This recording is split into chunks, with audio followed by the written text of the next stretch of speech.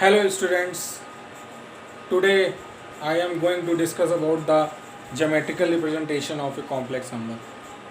Okay. इससे पहले earlier we have discussed the definition of complex number. Okay. Some algebraic operations in complex number and about the conjugate complex number and many other things we have discussed in last previous lectures. But today lecture is very important, and in this lecture we will discuss about the how we can geometrically represent our complex number in complex plane and argand plane. And dear student, if you have any doubt, then you can comment it and I will discuss it that doubt in our class. Okay, so first of all, write down in your copy geometrical representation of complex number. अब ये geometrical representation होता क्या है, what its meaning, ठीक है, ये क्या है, इसको हम किस तरीके से रिप्रेजेंट करते हैं, इन सब चीज़ों के बारे में हम अभी डिस्कशन करेंगे. ठीक है, तो आप लोग ये बात देखिए यहाँ पर ज्योमेट्रिकली किस तरीके रिप्रेजेंट किया जाता है. अभी तक आपने देखा कि मतलब जैसे 9th-10th में आप लोगों ने ये देखा कि मतलब हम लोग किस तरीके से मतलब रिप्रेजेंट कर रहे थे. मतलब कोऑर्डिनेट ज्योमेट्री में हम लोग एक्स एक्सिस वाई एक्सिस में हम लोग हर तरीके से कोई पॉइंट लेते थे उसको रिप्रेजेंट करते थे. एक्स एक्सिस होता था, वाई एक्सिस होता था, उसमें हम रिप्रेजेंट करते थे किसी पॉइंट को. जैसे कि अगर हमने बोला कि 2,3 रिप्रेजेंट करो कोऑर्डिनेट एक्सिस में, तो आप लोग ऐसे बनाते थे, 2 पॉइंट इधर चले 1 2 और 3 ऊपर चले 1 2 3, तो ये 2,3 आपने रिप्रेजेंट कर लिया. ये आपका एक्स एक्सिस होता था और ये वाई एक्सिस होता था, कोऑर्डिनेट एक्सिस. ये तो पढ़ा था ना आपने अर्लियर क्लासेस में. ये कोऑर्डिनेट एक्सिस जो होती है ऐसे रिप्रेजेंट किया जाता है. ठीक है, तो अब जो हम पढ़ने जा रहे हैं वो हम कॉम्प्लेक्स प्लेन की बात पढ़ेंगे. कॉम्प्लेक्स प्लेन, उसमें मतलब कॉम्प्लेक्स नंबर को हम लोग ज्योमेट्रिकली कैसे रिप्रेजेंट करते हैं कॉम्प्लेक्स नंबर को. ठीक है, तो देखिए जरा इसमें कॉम्प्लेक्स नंबर को ज्योमेट्रिकली कैसे रिप्रेजेंट किया जाता है. बहुत इंपॉर्टेंट टॉपिक है. मान लीजिए आपने ये ऐसे बनाया, ठीक है, ये और ये इस तरीके बनाया. ठीक है, ये जो जैसे कोऑर्डिनेट एक्सिस में जो होता था, कोऑर्डिनेट एक्सिस में जो एक्स एक्सिस होता था और वाई एक्सिस होता था, यहाँ पर जो एक्स एक्सिस होता है इसको हम लोग रियल एक्सिस बोलते हैं. कौन सा एक्सिस बोलते हैं? Real axis. और वाई एक्सिस को जो हम लोग है इमेजिनरी एक्सिस बोलते हैं. कौन सा एक्सिस बोलते हैं? Imaginary axis. एक आपका रियल एक्सिस हो गया और एक आपका क्या हो गया? इमेजिनरी एक्सिस हो गया. ठीक है, ये आपका रियल एक्सिस हो गया, ये आपका इमेजिनरी एक्सिस हो गया. क्यों रियल एक्सिस और इमेजिनरी एक्सिस बोलते हैं ये बात अभी हम बताएंगे, क्योंकि इसमें जितने भी नंबर लिए जाते हैं सब रियल नंबर लिए जाते हैं और इसमें सारे नंबर आई के टर्म में लिए जाते हैं. अब ज्योमेट्रिकल रिप्रेजेंटेशन, जैसे मान लीजिए कोई भी कॉम्प्लेक्स नंबर हमने ले लिया, जैसे मान लीजिए एक कॉम्प्लेक्स नंबर हमने लिया z = x + iy, ये लिया. ठीक है, तो z = x + iy में आपको रियल एक्सिस में x चलना है, x पॉइंट रियल एक्सिस में x चलना है. ठीक है, ये मान लीजिए हम लोग रियल एक्सिस में ये x चलेंगे. ठीक है, यहाँ पे रियल एक्सिस में जो कोऑर्डिनेट होते हैं ये 1 2 3 इस तरीके से होते हैं. तो यहाँ मान लीजिए हमने x चल लिया, x डिस्टेंस यहाँ पे चल ली और यहाँ पे y के टर्म में होते हैं सारे पॉइंट. ठीक है, तो यहाँ पे आप लोगों ने y डिस्टेंस चल ली, तो ये जो पॉइंट आ गया, जैसे मान लीजिए इसको अगर कोऑर्डिनेट फॉर्म में लिखे तो ये x y हो गया. लेकिन ये यहाँ पर तुम्हारा x चला और इस डायरेक्शन में ये इमेजरी एक्सिस की तरफ ये y चला, लेकिन चूंकि इसमें i है, यहाँ पे जो पॉइंट लिए जाएंगे वो इस तरीके, और इधर जो नेगेटिव रियल एक्सिस है इसकी, ये सारे पॉइंट जैसे होते हैं ये इस तरीके होते हैं 1 2 3 4 5 6 इस तरीके चलते हैं. और इस तरफ -1 -2 -3 -4 -5. और इमेजरी एक्सिस में कैसे चलते हैं? i 2i 3i 4i 5i इस तरीके. और नेगेटिव साइड में imagery axis -i -2i -3i -4i -5i. तो अगर कोई भी पॉइंट, जैसे हमको कोई भी complex number z = x + iy बनाना है, z = x + iy बनाना है, तो उसमें आप क्या करेंगे कि रियल एक्सिस पे x चलिए, ये रियल है. ठीक है, और इमेजरी एक्सिस की तरफ आप y चलिए, मतलब वो i y होगा पूरा. इमेजरी एक्सिस में जो कुछ भी रिप्रेजेंट करते हैं वो i के साथ, मतलब जैसे z = x, मतलब ये जो पॉइंट होगा, ये p पॉइंट जो होगा, ये ये आपका कॉम्प्लेक्स नंबर को रिप्रेजेंट करेगा, z is equal to x plus i y को। अगर ये हम लोग ओरिजिन मान लेते हैं, अच्छा जैसे हम लोग कोऑर्डिनेट एक्सिस में देते थे, कोऑर्डिनेट एक्सिस में जो होता था उसमें आपका रियल एक्सिस और कॉम्प्लेक्स, कोऑर्डिनेट एक्सिस में एक्स एक्सिस और वाई एक्सिस होता था। अब यहाँ पर क्या है, रियल एक्सिस और इमेजरी एक्सिस है, ठीक है। तो इसमें ये ओरिजिन है, अगर इसको हम इससे मिला दें, ओ को अगर हम लोग पी से मिला दें, ओ को हमने पी से मिला दिया, ठीक है। ये पॉइंट हमने कुछ एम ले लिया, ये पॉइंट हमने एम ले लिया, ठीक है। तो जो ये ओपी लेंथ आ गई, अब z is equal to x plus i y complex number को ज्योमेट्रिकली हमने पी पॉइंट पे x comma y order pair इस तरीके से रिप्रेजेंट किया है, ठीक है। तो जो ये ओपी होता है, ओपी, ठीक है, ये जो डिस्टेंस होती है ये मॉडुलस होती है। ओपी जो होता है, ओपी को हम लोग मॉडुलस बोलते हैं, मॉड जेड, इसको हम लोग क्या बोलते हैं, कॉम्प्लेक्स नंबर का मॉडुलस बोलते हैं, ठीक है। और ये रियल एक्सिस से अगर जो ये एंगल लेते हैं, रियल एक्सिस से ये एंगल लेते हैं, इस एंगल को हमने मान लिया थीटा ले लिया, ठीक है। तो जो थीटा होता है इसी को हम लोग बोलते हैं आर्गुमेंट बोलते हैं, ठीक है। या कई लोग एम्पलीट्यूड भी बोल देते हैं, आर्गुमेंट बोलते हैं, ठीक है, या मैग्नीट्यूड या एम्पलीट्यूड बोल देते हैं, आर्गुमेंट या एम्पलीट्यूड, ठीक है। तो ये आर्गुमेंट होता है बेसिकली। तो आपने देखा ये z is equal to x plus i y में एक्स डिस्टेंस यहाँ चला, वाई डिस्टेंस यहाँ। तो अगर जैसे आप इसकी लेंथ निकालना चाहें, ओपी की लेंथ निकालना चाहें, तो ओपी जो आएगा वो कितना है, ये एक्स ये वाई, तो पाइथागोरस लगाओगे तो कितना आ जाएगा, under root x square plus y square, यानी कि मॉड जेड जो होता है, मॉड जेड जो ओपी होता है, जो मॉडुलस होता है वो under root x square plus y square होता है। एक्स क्या होता है, रियल पार्ट ऑफ जेड, यानी रियल पार्ट ऑफ जेड इसका स्क्वायर प्लस वाई क्या है, इमेजिनरी पार्ट ऑफ जेड इसका स्क्वायर। ये होता है मॉड जेड ओपी कह लो, इसको कुछ नाम दे दो, आर नाम दे दो या कुछ भी दे दो, ठीक है। तो ये मैग्नीट्यूड होगा। अब जैसे एम्पलीट्यूड निकालना चाहें, पहले इतना नोट कर लीजिए आप लोग कि मैग्नीट्यूड के बारे में नोट कर लीजिए, फिर हम आपको आर्गूमेंट के बारे में बताते हैं, पहले इतना नोट कर लीजिए आप, ठीक है।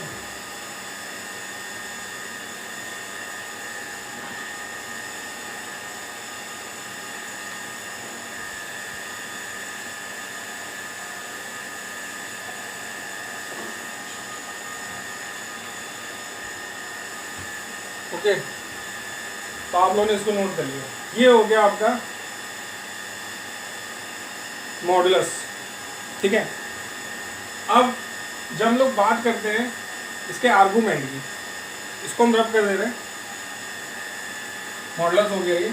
आर्गूमेंट की जब हम लोग बात करते हैं,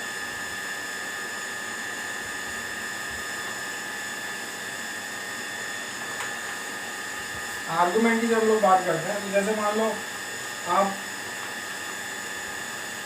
आर्गुमेंट लिए, इसमें ये वाला ट्रायंगल ले लो, ट्रायंगल ओ एम टी, इसमें टेन थीटा निकालोगे तो टेन थीटा कितना आ जाएगा, परपेंडिकुलर अपॉन बेस आएगा, ठीक है ना। तो वाई अपॉन एक्स इसकी मॉड वैल्यू लेना, ठीक है। तो यहाँ से थीटा जो आएगा वो tan inverse mod Y upon x, ठीक है। ये जो आएगा ये आपका आर्गुमेंट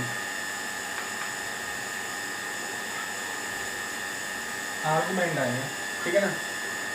अब कई बार होता है कि हमारा कॉम्प्लेक्स नंबर, मान लो ये तो हमारा मतलब फर्स्ट क्वाड्रेंट में था कॉम्प्लेक्स नंबर, तो यहाँ पर जो आर्गूमेंट था सीधे मतलब एक्स एक्सिस की पॉजिटिव डायरेक्शन से जितना एंगल हमारी ये लाइन जो ओपी लाइन बना रही थी हमने निकाल लिया। लेकिन कई बार ये होता है कि हमारा जो कॉम्प्लेक्स नंबर होता है फर्स्ट क्वाड्रेंट नहीं होता है, तो उसके लिए फिर कई केसेस हैं, मतलब 4 केसेस होंगे ऑब्वियसली बात है, एक फर्स्ट क्वाड्रेंट के लिए, एक सेकंड क्वाड्रेंट के लिए, एक थर्ड क्वाड्रेंट के लिए, फोर्थ क्वाड्रेंट के लिए। तो वो चारों केसेस हम देखेंगे। पहले तो आप इतना नोट कर लीजिए कि आर्गूमेंट ये सिंपल सी चीज़ है कि आर्गूमेंट जो होता है, ठीक है। अब एक चीज़ हम आपको और इसमें हम बताना चाहेंगे कि ये तो आपका आर्गूमेंट हो गया।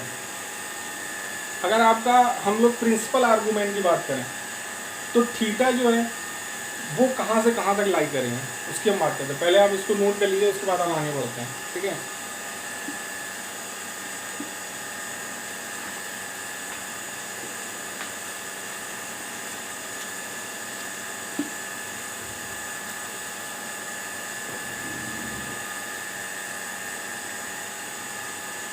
अब एक हेडिंग लिखिए आप लोग, प्रिंसिपल आर्गुमेंट। तो प्रिंसिपल आर्गुमेंट क्या होता है, थीटा की वो जो यूनिक वैल्यू, थीटा की वो जो यूनिक वैल्यू जो आपकी माइनस पाई से पाई के बीच में लाई कर रही है, थीटा की वो जो यूनिक वैल्यू जो आपकी माइनस पाई से पाई के बीच में लाई कर रही है, वो आपकी प्रिंसिपल आर्गुमेंट होती है। तो बहुत इंपॉर्टेंट चीज़ है। अगर आपको कभी प्रिंसिपल आर्गुमेंट निकालना हो तो आपको कहाँ से कहाँ तक देखना पड़ेगा, माइनस पाई से पाई तक देना पड़ेगा। मतलब थीटा की वो स्पेसिफिक वैल्यू जो माइनस पाई से पाई के बीच में लाई करती है, वो प्रिंसिपल आर्गुमेंट कहलाती है। बात समझ में है? ये माइनस पाई से पाई का मतलब अब समझ रहे हैं ना, माइनस पाई मतलब इस तरीके से ये माइनस पाई हो गया और यहाँ से ये गए तो ये पाई हो गया। तो ये माइनस पाई से पाई के बीच की जो वैल्यू होती है, ये प्रिंसिपल आर्गुमेंट कहलाती है, ठीक है। अब एक बात हम आपको और बताना चाहते हैं, जैसे मान लीजिए इसको मिटा दे रहे हैं, अभी 4 केसेस बनेंगे, इसको मिटा देना है।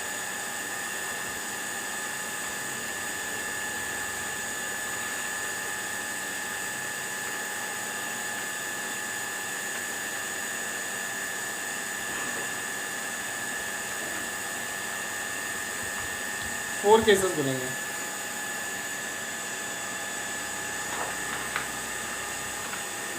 फोर केस आपके बनेंगे।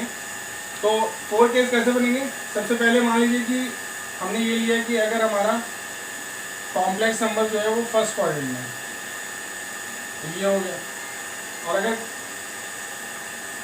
फर्स्ट क्वाड्रेंट में होगा तो क्या होगा, तो ये थीटा होगा। ये अगर x, y है यानी ये तुम्हारा x हो गया और ये आपका y हो गया, ठीक है। तो यहाँ पर जो आपका थीटा आएगा, सीधे सीधे थीटा ले लो या जो भी ले लो, अल्फा ले लो, कुछ भी ले लो, चलो हम अल्फा ले लेते हैं, ठीक है। यहाँ पे थीटा जो आर्गुमेंट आएगा वो सीधे अल्फा के इक्वल होगा। और अल्फा क्या है आपका, अल्फा है आपका tan inverse mod y upon x, बस वही सीधे यही, ये theta is equal to alpha, ये फर्स्ट क्वाड्रेंट के लिए होता है, for first quadrant, first quadrant के लिए ये हो गया, ठीक। अब बात आती है फॉर सेकेंड क्वाड्रेंट।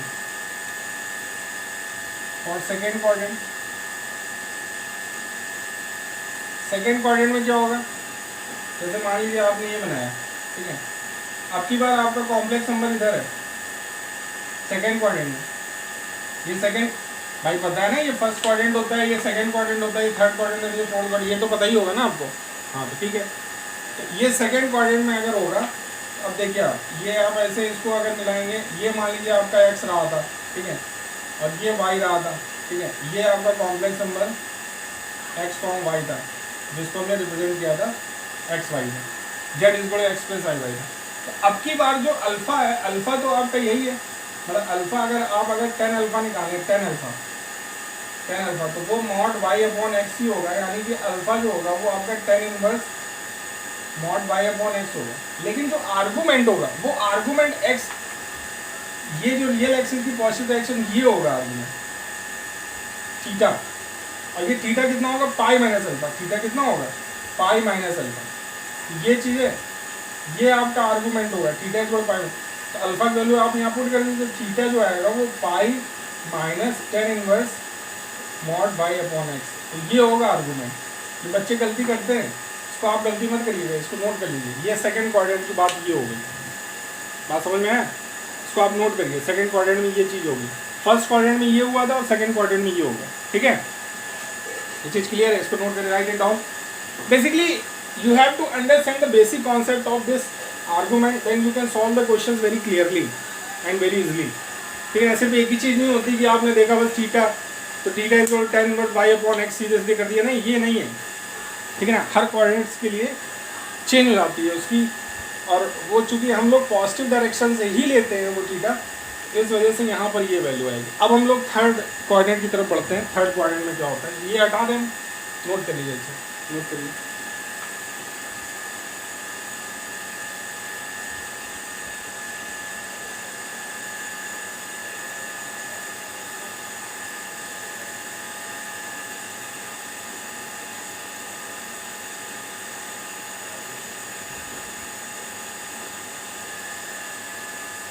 हटा दिया जाए, ठीक है।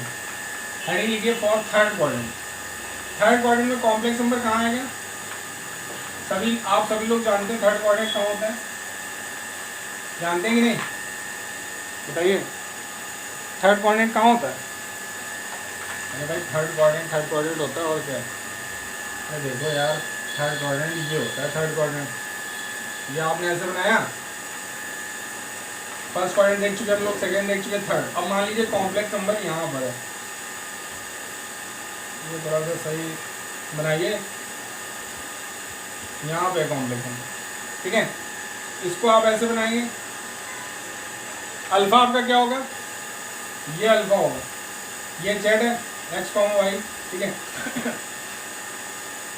ये आपका एक्स हो गया, ये वाई हो गया, और थीटा आपका ये होगा, समझ रहे हैं, थीटा। तो थीटा जो आएगा वो कितना आएगा, पाई माइनस अल्फा, लेकिन माइनस साइड में, पाई माइनस अल्फा, ये आएगा थीटा। बात समझ में आया? ये आपका रियल एक्सिस है, ये इमेजिनरी एक्सिस है। और एक चीज़ और हम आपको बता दें, जो अल्फा की वैल्यू आप निकालेंगे, तो ये अगर आपका वाई है और ये क्या है, ये आपका एक्स है, ठीक है। तो टेन अल्फा तो आपका वही होगा, mod Y upon x. Alpha जो आ जाएगा वो आ जाएगा आपका tan inverse mod Y upon x, ठीक है। तो थीटा जो आ जाएगा, जो आपका आर्गुमेंट आएगा, आर्गुमेंट, तो थीटा जो आएगा वो आ जाएगा minus pi plus alpha, minus pi plus alpha. Alpha की वैल्यू ये पुट कर दीजिए, तो ये आएगा आपकी बात, आपका आर्गुमेंट। ये थर्ड क्वाड्रेंट के लिए भाई, ठीक है ना, थर्ड क्वाड्रेंट के लिए ये बात होगी, ठीक है। हमेशा यही नहीं होगा कि आपने टेन अल्फा लिया mod Y upon X, third quadrant में theta is equal to minus pi plus alpha होता है। इसको आप याद रख सकते हैं, याद रखने की कोई जरूरत नहीं, बेसिक है यार, इसको समझ लो, ठीक है ना। बेसिक है कि theta is equal to minus pi plus alpha होगा, इसको नोट करिए। फिर हम फोर्थ पे आते हैं।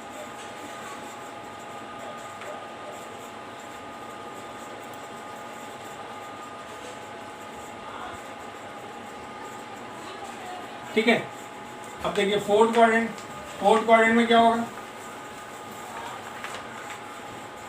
फोर्थ क्वाड्रेंट में क्या होगा आपका, थोड़ा सा ये बोर्ड जो है, फोर्थ क्वाड्रेंट में क्या होगा, फोर्थ क्वाड्रेंट में आपका कॉम्प्लेक्स नंबर कहाँ होगा, देखिए आप ऐसे बनाएंगे, कॉम्प्लेक्स नंबर यहाँ होगा। फोर्थ क्वाड्रेंट में क्या होता है, एक्स पॉजिटिव होता है, वाई नेगेटिव होता है। अगर z is equal to x plus i y लेंगे, ठीक है, तो एक्स आपका पॉजिटिव लेना पड़ेगा और वाई नेगेटिव, यही तो होता है फोर्थ क्वाड्रेंट, ठीक है। तो यहाँ मान लीजिए ऐसे हमने कोई कॉम्प्लेक्स नंबर ले लिया आपकी बात, ठीक, और इसको हमने ऐसे कनेक्ट कर दिया, ये आपका जो हो गया, ये आपका अल्फा हो गया, इसमें ये एक्स हो गया, ये वाई हो गया, ठीक है। ये आपका क्या हो गया, ये एक्स हो गया और ये आपका हो गया वाई हो गया, ठीक है। तो टेन अल्फा तो अभी भी वही है, मॉड वाई अपॉन एक्स, लेकिन जो थीटा आएगा, थीटा वही होगा, एक्स एक्सिस की, रियल एक्सिस की पॉजिटिव डायरेक्शन से हम लोग देखेंगे, तो यहाँ पे थीटा जो है वो माइनस अल्फा के इक्वल है। थीटा किसके इक्वल है, माइनस अल्फा। तो ये फोर्थ क्वाड्रेंट के लिए हो गया। तो ये चीज़ आपने देखी, फर्स्ट क्वाड्रेंट के लिए क्या होता है, सेकंड के लिए क्या होता है, थर्ड के लिए क्या होता है, फोर्थ के लिए क्या होता है, ठीक है। तो ये चीज़ एकदम क्लियर हो गई, ये चीज़ एकदम क्लियर हो गई, इसको हटा दे रहे हैं। तो एक समरी में आप लोग याद रखिए, समरी में याद रखिए कि अगर जैसे मान लीजिए फर्स्ट क्वाड्रेंट है, फर्स्ट क्वाड्रेंट में एक्स पॉजिटिव वाई पॉजिटिव, ठीक है। तो वहाँ पर आपका जो आर्गूमेंट होता है तो theta is equal to alpha. ठीक है, अल्फा पता है ना आपको, अल्फा जो है वो आपका वो tan inverse mod y upon x है। ठीक है, सेकेंड क्वाड्रेंट में क्या है, सेकेंड क्वाड्रेंट में x आपका निगेटिव हो गया, y आपका पॉजिटिव है। ठीक है, तो यहाँ पे जो आर्गुमेंट थीटा है वो पाई माइनस अल्फा है, देखा था अभी हमने बताया था, पाई माइनस अल्फा। फिर उसके बाद थर्ड क्वाड्रेंट में क्या है, x निगेटिव है, y भी निगेटिव है, x निगेटिव है, y भी निगेटिव है। ठीक है, तो यहाँ पे थीटा क्या आया था, माइनस किया था पाई माइनस अल्फा, तो माइनस पाई प्लस अल्फा आया था, माइनस पाई प्लस अल्फा। देखिए मैंने पूरा आपको करके दिखाया था। और फोर्थ क्वाड्रेंट में क्या आ रहा था, जब x आपका पॉजिटिव है और y निगेटिव है तब थीटा कितना हुआ था, माइनस अल्फा हुआ था। तो ये आप लोग आर्गूमेंट निकालने के लिए इसको चार्ट को ध्यान रखिए, थोड़ा सा ध्यान क्या रखना है, मतलब ये तो कंसेप्ट हमने आपको पूरा एक्सप्लेन कर ही दिया है, इसको आप अलग से एक चार्ट बना लीजिए इस तरीके से। ठीक है ना, ये आपका भाई ये इस तरीके से हो गया, ये हो गया। ठीक है, फर्स्ट क्वाड्रेंट, ये सेकेंड, ये थर्ड, ये फोर्थ। ठीक है, प्रिंसिपल आर्गूमेंट आपको पता ही है, वो माइनस पाई से पाई। ठीक है, ये सब वैल्यूज आपकी आ गई, थीटा जो आ गया, ये सब फर्स्ट क्वाड्रेंट, सेकंड, थर्ड और फोर्थ क्वाड्रेंट ये हम लोग किस तरीके से कैलकुलेट करेंगे। ठीक है, ये चीज़ें आ गई, इसको आप नोट कर लिए, राइट इट डाउन।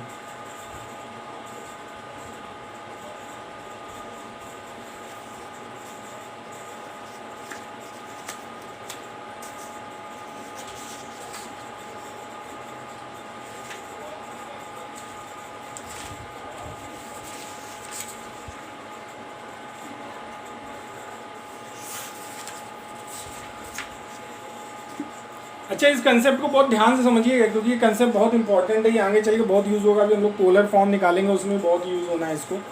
ठीक है, तो ये इसलिए इस कंसेप्ट को बहुत ढंग से ध्यान रखना है। ठीक है, इसको हम हटा दे रहे हैं।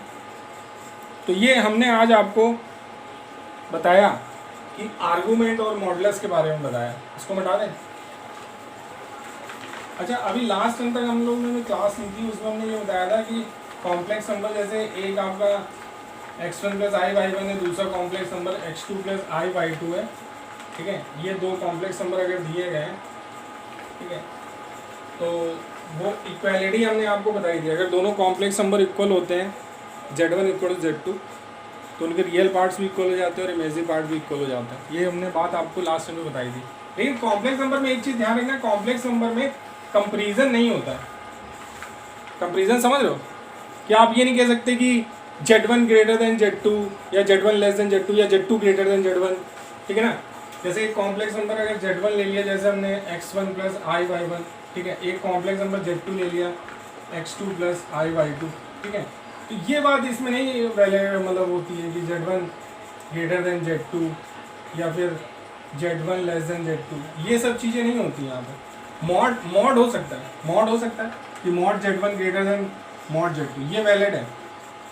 ठीक है, या mod z2 greater than z1, मतलब मॉड जो होता है वो ग्रेटर लेस हो सकता है, लेकिन कॉम्प्लेक्स नंबर सीधे कंपेरेबल नहीं होता है कि वो उससे बड़ा है। या ये चीज़ एक छोटा सा दिमाग में रखिए, कभी अगर आपको ये इस चीज़ के मतलब कहीं पे यूज़ हो जाए।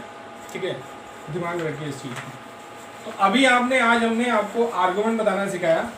अब आर्गूमेंट से रिलेटेड हम कुछ क्वेश्चंस आपको बताएंगे। ठीक है, तो पहले तो आप ये बात पूरी ढंग से समझ लीजिए कि आर्गूमेंट और मॉडुलस होता क्या है। अब जैसे मान लीजिए कोई भी कॉम्प्लेक्स नंबर ले लो यार, जैसे मान लो z इज इक्वल टू ले लिया 2 प्लस 3i।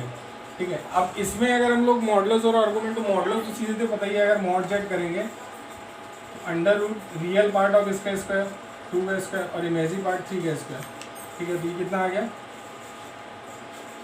4 प्लस 9। ठीक है, अंडर रूट 13 आ गया, ये मॉडुलस आ गया इसका। ठीक है, और आर्गूमेंट अगर निकालना चाहिए किस क्वाड्रेंट में, इसका आर्गूमेंट निकालना है। इसमें x क्या है, x 2 है, ये तो पॉजिटिव हो गया, और y क्या y 3 है, तो वो भी पॉजिटिव हो गया, यानी ये तो फर्स्ट क्वाड्रेंट में हो गया भैया। फर्स्ट क्वाड्रेंट के लिए आर्गूमेंट क्या होता था, theta, theta is equal to alpha tan inverse mod Y upon x, सीधे सीधे theta is equal to alpha is equal to tan inverse mod y मतलब 3/2, ये ठीक है। तो यही आ गया आर्गूमेंट इसके लिए, tan इनवर्स मॉड 3/2, ये आ गया, समझ में आया? ये फर्स्ट क्वाड्रेंट के लिए। अगर यहाँ पे हम लोग कुछ मतलब जैसे -3 कर देते तब वो सेकंड क्वाड्रेंट में बोलता है। ये तो फर्स्ट क्वाड्रेंट बहुत आसान था, फर्स्ट क्वाड्रेंट में मतलब सीधे सीधे यही हो गया, ठीक है, इसको आप नोट कर लीजिए। या फिर अगर देखिए, अगर मान लीजिए इसी को हम कंपेयर करते हैं, एक सेकंड क्वाड्रेंट का कॉम्प्लेक्स नंबर ले लेते हैं, जैसे z इज इक्वल टू ले लो 2 - 3 ले लो। अब ये किस क्वाड्रेंट में पहुँच गया, अब ये किस क्वाड्रेंट में पहुँच गया, ये सेकंड क्वाड्रेंट में पहुँच गया। इसमें x जो है वो 2 है, वो तो पॉजिटिव है, लेकिन y जो है वो -3 है, वो निगेटिव है सेकंड क्वाड्रेंट में। तो देखो मॉडुलस में कोई चेंज नहीं होता, मॉडुलस तो वही रहेगा, मॉड z है जैसे निकालना है, √x² + y² मतलब 2² + -3² वो तो वही रहेगा, ठीक है। 4 और 9 √13 ही हो गया मॉड z, ठीक है। लेकिन अगर जब आर्गूमेंट निकालेंगे तो आर्गूमेंट सेकंड क्वाड्रेंट याद करिए, सेकंड क्वाड्रेंट में क्या होता था, थीटा जो होता था वो पाई माइनस अल्फा होता था, ठीक है। तो यहाँ पे सेकंड क्वाड्रेंट में क्यों होता था पाई माइनस अल्फा, जैसे जब आप ये बनाते थे इस तरीके से, ये अल्फा होता था, ये थीटा होता था, ठीक है। तो थीटा आपका पाई माइनस अल्फा होता था। तो यहाँ पे जब आप अल्फा तो वही है y और x, ठीक है। अल्फा तो आपका tan inverse mod y upon x है, तो y कितना है -3 है, तो -3 और x कितना है 2, मतलब मॉड ले रहे हैं तो अल्फा और tan इनवर्स वो आपका 3/2 ही है, ठीक है। लेकिन जब आर्गूमेंट निकालेंगे तो वो pi minus tan inverse mod 3/2 ये आएगा, आपकी बार ये आर्गूमेंट आएगा। दोनों को कंपेयर करिए, ढंग से समझ लीजिए इस बात को कि हमने क्या बोला है, कैसे बोला है, इस चीज़ को पूरा नोट कर लीजिए। ये आपका फर्स्ट क्वाड्रेंट का केस है, ठीक है, और ये आपका सेकेंड क्वाड्रेंट का केस है। इस तरीके से आप लोग मॉडुलस और आर्गूमेंट निकालते हैं, ठीक है, इसको नोट कर लीजिए।